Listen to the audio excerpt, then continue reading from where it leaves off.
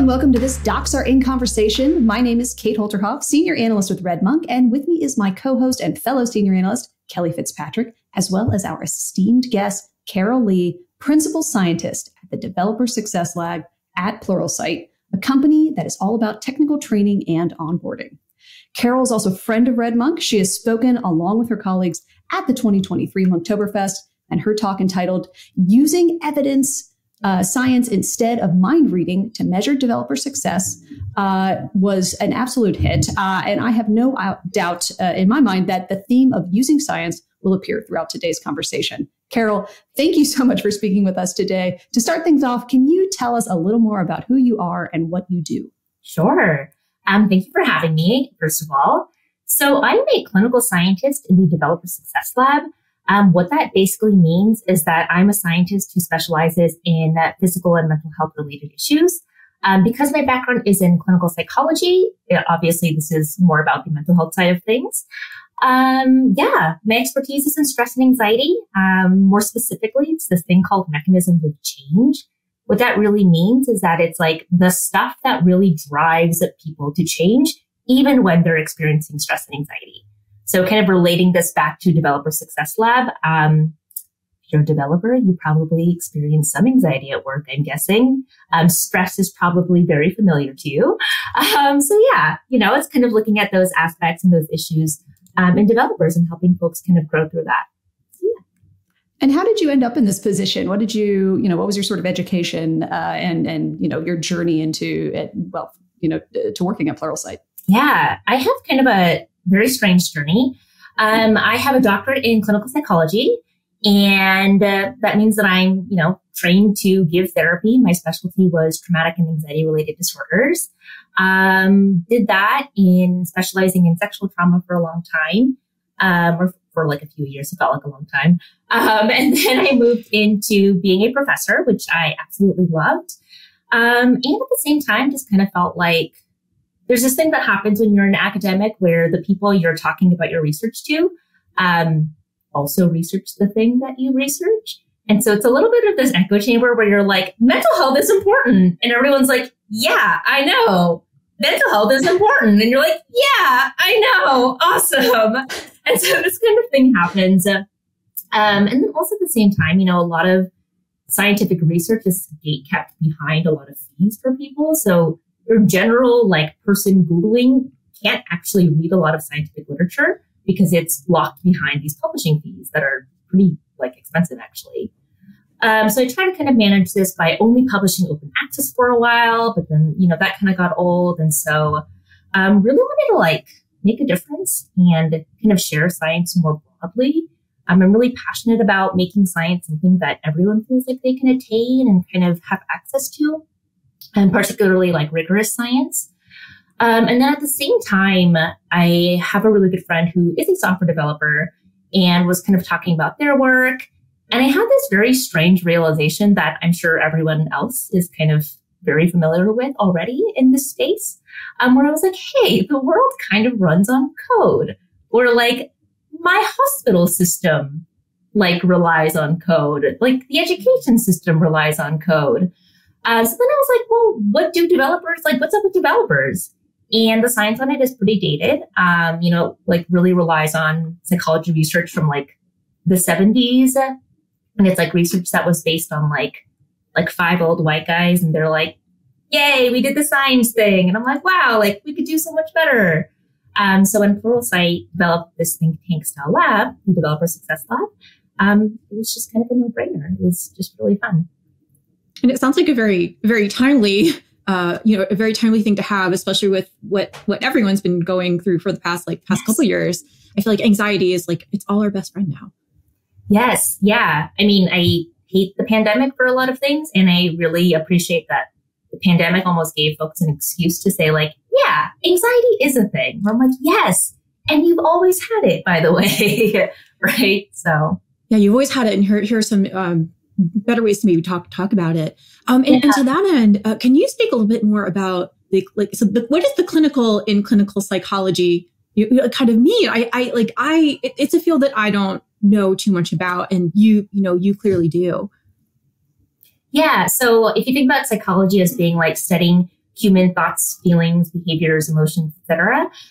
Clinical psychology is taking a look at how to work through, treat, assess, create interventions for kind of those maladaptive processes. So when those behaviors, thoughts, feelings, etc., are kind of getting in the way or are kind of not serving you in a positive way, really, clinical psychology really looks at like, okay, well, how do we assess and treat this? And then also, you spoke a bit about, Pluralsight and the Dev Success Lab, and Kate gave a bit of intro, but can you talk about the relationship between those two? And, funny aside, Pluralsight is one of the kind of training resources that is suggested to you, and you are a member of like the ACM, which I am. And I was like, I noticed that just this week, and I was like, oh my goodness, this is very serendipitous. That's so funny. Yeah. So I would say that the best way to describe us is that we are a think tank, academic research lab that's funded by a tech company, which is Pluralsight. So it's really nice. We do have academic freedom. And so that means that we don't do any product research. Our participants aren't users, which is really important to us. Something that's a really big pet peeve of mine actually is when folks do research and all their participants are from like the company they work at. Because now it's like, well, now we know a lot about your company, but not about literally everybody else, right? So that's not super generalizable to the general population. So that's a really big value of ours. And we're an open science lab. So that means that the science that we do, we really freely share with folks. This isn't something that you have to pay for. It's not like you have to be a Pluralsight user to access this. We're just kind of like, we really care about this science. We really think developers deserve science. And we just want to give it to you for free. So, yeah. So a wonderful motive. And can you define what a think tank is exactly? I think I associate them with like DC politics and like lobbying. No, it's basically like a group of people that get to like conduct research together to inform policies in the future, right? So in this case, our policy isn't, a political thing. Our policy is like changing the tech world a little bit, right? Changing how folks in tech work or how folks see developers. So you've recently written about the process of creating an institutional review board, or IRB for short, at Pluralsight specifically. And Kelly and I are both super familiar with IRBs from our time at Georgia Tech, where we both went through the certification process to serve as principal investigators. However, IRB is a term that you don't often hear in the tech industry, even though they can be crucial in setting and maintaining ethical standards. Can you speak a bit about the purpose of IRBs and why you felt Pluralsight needed one? Yeah, so an IRB is essentially a group of people on a board, as you say. It serves as an ethics board, and their whole point is to make sure that researchers, people doing academic style research, is one, trained on the ethics of human research principles. So they're not making any kind of mistakes or accidentally putting people's data at risk, things like that. And then two, to actually make sure that folks' studies are being ethical as well. So every study that a person completes or kind of runs, they need to get IRB approval ahead of time. So it's not like an ethics board is like, oh man, you shouldn't have done that, right? It's like you say, here's everything I'm going to do. The ethics board looks at it and says, okay, here's where I have questions. Here's where I don't have questions. You need to change this. Give me more information on this, et cetera, et cetera. And then you go ahead and do that study. If you have any changes that you make, you actually have to go back to the ethics board and say, oh, sorry, I'm actually going to do this other thing instead now. I'm going to add this other thing. And the ethics board has to approve those changes as well. Mm-hmm. So it's really just a board that approves your study to make sure you're being ethical. Mm-hmm. So the reason why I think that Pluralsight needed one is that honestly, just kind of the nature of our research. You don't see IRBs a lot in industry because a lot of folks tend to do kind of very lightweight survey research. So to be fair, a lot of industry research would be qualified what we call in the exempt category. That means that an IRB will kind of like briefly look at the proposal and say, doesn't really need review, like go ahead, do it. There's like no or very minimal risk here. And this is where a lot of industry research falls under. But if you want to start moving into kind of deeper human experiences, right? So things like mental health or kind of job security or fears, things like that. Or if you want to start doing more rigorous methods, so moving beyond survey research and moving into things like experiments, right? Or intervention work, which is like my favorite thing in the world. So if you want to start doing that kind of work, then you do want an IRB. It's not legally required to like have an IRB in an industry kind of research lab, but it is just kind of ethically sound to do that. Yeah. I think like on a personal note too, I just like the idea of having extra eyes on my work. Maybe it's, just a result of being a psychologist, or maybe it's my background in being an academic, but people make mistakes all the time, right? Like we often don't know what we are biased against or for because they're our own biases, right? So like I've had IRBs come back and say things like, hey, you actually want to explain that, that you're going to ask about these things before you actually ask about it. I'm like, oh, you're right. Like I'm so used to asking about these things that I didn't think about the fact that somebody might be like, whoa, why are you asking me about this? Right. And so kind of, so having those checks and balances is really nice. I think anytime you're working with humans in research, you want to be really prioritizing the humans that you're working with, right? Like that's kind of important. As researchers, we have a lot of power over the people that we're, conducting research on. And so I just think it's important to respect that. I love that. And having recently gone through, I've had to recertify myself for the Georgia Tech IRB, because you have to do that every few years. And one of the things that struck me this time around was the questions and the kind of guidance around safeguarding people's data and privacy, which are things that I feel like people care about more and more these days. Yeah, I think that something that, oh gosh, what do I want to say about this? Okay. Something that I think is not maybe really understood about academic research is that in order to have IRB approval, your data has to be private and secure, right? Mm-hmm. So what that means is that nobody else but the researchers have access to it. So for example, with our data, Pluralsight does not have access to our data ever. This is like our data, right? Only the researchers have access to the raw data. Obviously, when you report on it, like do aggregated scores and things like that, that goes out into the public. But raw data is like researchers only. I think something that often surprises people is that like things like IP addresses that violates IRB rules, right? So like we don't collect IP addresses, for example, because that's a pretty big no-no to the IRB because that's violating privacy. So I think there are these like little things that folks may not think about, but that the IRB does, which is pretty cool. Yeah, I tend to think of traditional IRBs as protecting, the rights of children and like neonatal, entities. So pregnant women, prisoners, things like that. But yeah, this sort of new realm of digital rights also comes into it, which I think is useful and kind of looks forward and it probably would inform a lot of the research that you're doing at the think tank. Yeah, I remember when I was in grad school, right, we kept all our patient data in like locked file cabinets in a locked room inside a locked office that nobody except the researchers had access to. And so you didn't have to think about, these things like, oh, well, we did a digital intervention. And so now all the data's online. It's instead just like, oh, you like have to have the key. And if you lose the key, like the whole thing, you have to change the locks. And, so it's a very different kind of thing to be aware of. So, yeah.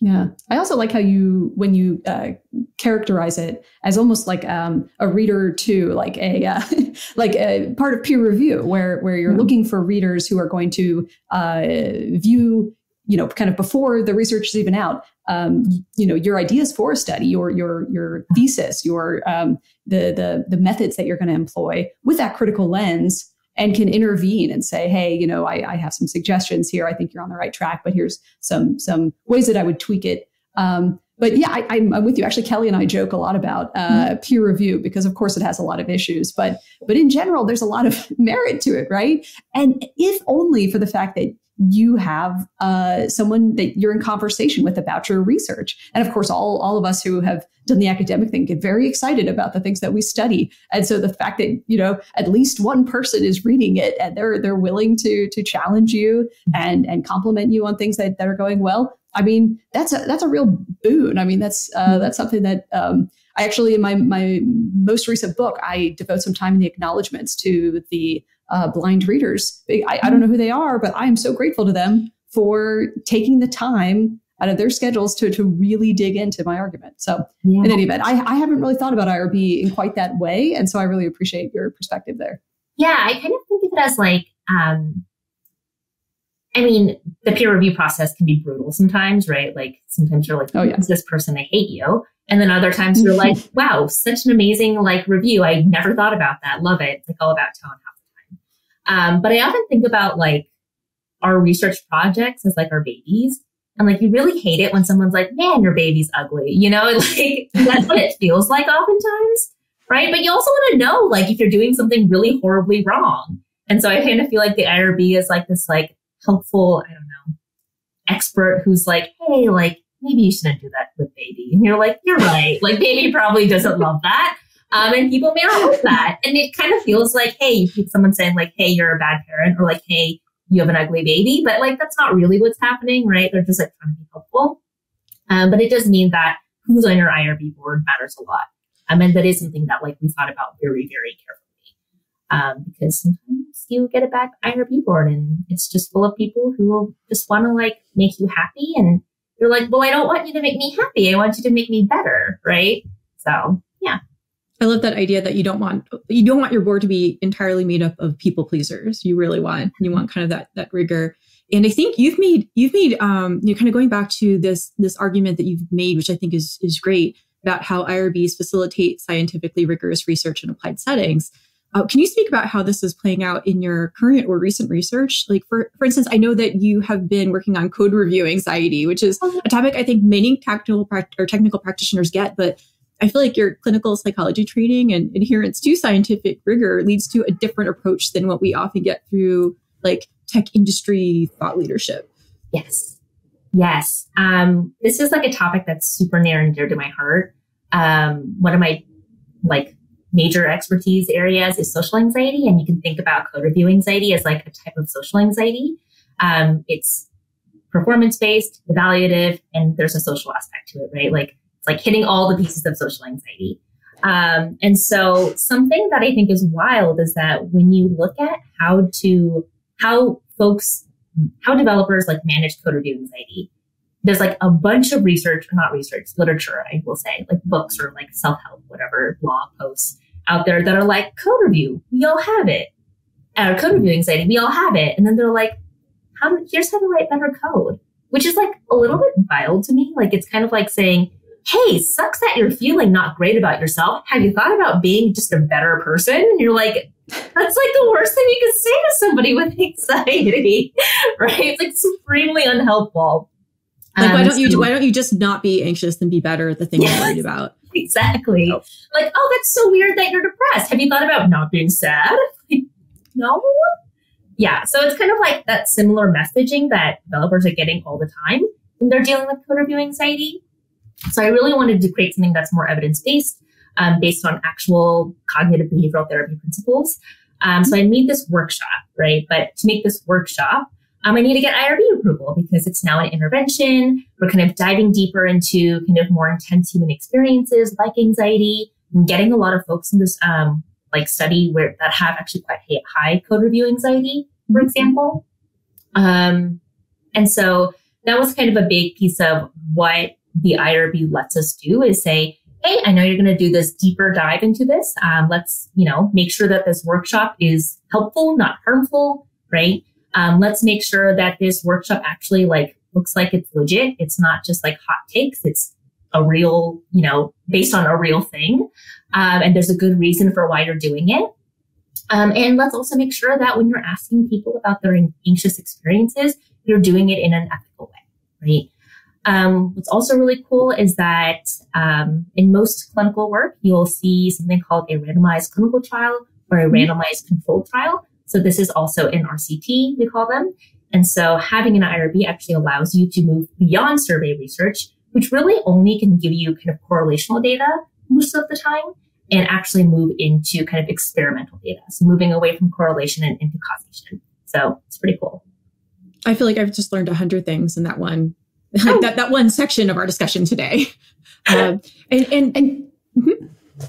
No, I just wanted to point out that like one of the things that I loved about your article on this, Carol, is that you actually move from just like, this is a problem to how do you set up an IRB board within your own organization? So you like actually, as Kelly is pointing to, like the being solutions oriented, like giving a blueprint for how to create this and just going beyond the like, this is a problem and here's why you should care. Yeah, I appreciate that because I really didn't want it to be something that was like, oh, look how special I am. I have an IRB, but more about like, and you can't have one, right? But more about like, hey, I have an IRB, you should get one too, right? Because I think oftentimes people don't know IRBs for everyone. Yeah, I'm like, we all love ethics. Woo, ethics for everybody. So yeah, I really, I did my best to kind of like lay out some simple steps. It actually wasn't super like horribly hard. You just, got to get your good board together. Granted, writing the handbook and the manual, I definitely had some like prior expertise there from being on an IRB board at an academic institution. So I can see that being like a harder step for most people. But yeah, I mean, it was, getting it officially registered wasn't too bad. I have got to hear about your work on illustrations here. So published a little bit on that subject myself. Always get excited when, some of our clients have architectures on their website. Love digging into visuals. And I just think they're super important. So I have got to hear about your own illustration, your own forays into visual communication. So you've created a webcomic called Thriving Blobs. Can you tell us about it? Yes. Zooming out a little bit, have you all heard of Hyperbole and a Half? It's like this like webcomic series that was out like 90s, 2000 maybe, something like that. I don't know that I have. Tell me about it. It is like really bad art. I mean, the person, like the author, like admits it's like really bad art. She's just like, I don't know, like I don't even care. Clearly done on like paint or like PowerPoint or something like that. But she really excels at talking about tough things in a really real and approachable way. So when I would teach abnormal psychology or like helping skills, things like that, I'd always make my students read about a comic she wrote about depression. And it was like very, very approachable and real, and really talks about depression in a way that is kind of like lived experience and matter of fact, but also very funny, right? Like kind of like a dark humor. And that's always really stuck with me. It's always been something that like my students in the past were like, yeah, I get it now, right? Like, they're like, oh, I get why you shouldn't say like, just be happier. I get why you shouldn't just like throw solutions at people now. Like, I totally get it. Just like really amazing work. And so I've always had this kind of fondness for this webcomic thing in communicating like tough or kind of technical work.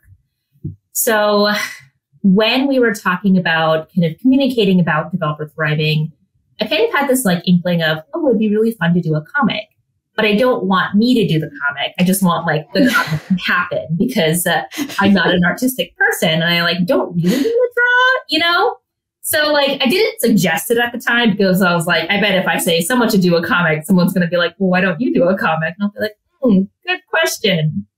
So then I like secretly started doing this comic, just like to see what I could do. Very rudimentary art. It's like literally blobs with some faces on them, and started like writing up what I would want to say if I were like talking about thriving to my friend. Made a few panels and just like kind of randomly put them in my team Slack and was like, I made this. my manager was like, well, I love it. What is it? I was like, it's a comic. Do you want me to do it? And she was like, yeah, like just go for it. Like, who cares? So it was really fun because, I think that as scientists, folks sometimes think that you are in this field and you're serious the whole time and you're just like, oh yeah, this is science. And I frown the entire time and I'm not like playing with my work. But actually science is a really playful field. You get to play with methods. You get to play around with, how you're going to measure something. You're going to play around with how you're going to present something. And it's a really fun and dynamic process, right? And I kind of wanted to kind of emanate that like joy of play in some ways into this comic while I was talking about thriving. Like, hey, like when I think about thriving, I'm not just thinking about it as a scientist. I'm thinking about it as like a human that really loves people and like really wants people to enjoy good things and have good things happen to them, right? So that was kind of like the process behind it, I suppose, and turned out pretty good. Turned out amazing. Are you planning on doing more webcomics? I am. I have one in draft right now. This time Blobs get a pet, which is something called a sheep cat dog. So watch out for that. Sheep cat dog is sheep cat dog because it's the only animal I could make on PowerPoint. And it was determined it was a mix of a sheep, cat, and dog. So I was like, I was wondering what your method was. Is it for like, or what tool you were using to create this? You're using PowerPoint? I love that so much. If our colleague Rachel Stevens was on here, she would use Excel. She would find a way. Yes. Yeah. 100% on PowerPoint. It's very, very Now I'm here. Hey. I'm here for the Excel created webcomic now, though. Yeah. No, Rachel. No pressure, Rachel. Yeah. No, Rachel and I can do a little team up. I would love that. I love this. I love this so much. Yeah. But and kind of going back, Carol, to the whole idea of like the comic making thing is just kind of like real and accessible.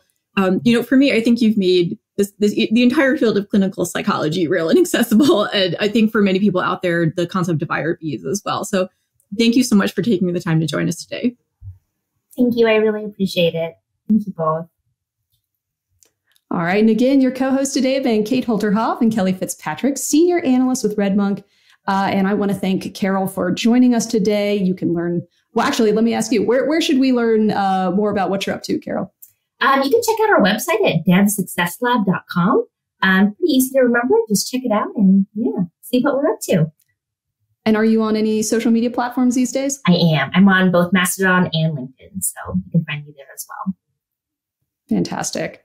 If you enjoyed this conversation, please like, subscribe, and review the Monkcast on your podcast platform of choice. If you are watching us on YouTube, please like, subscribe, and engage with us on the comments.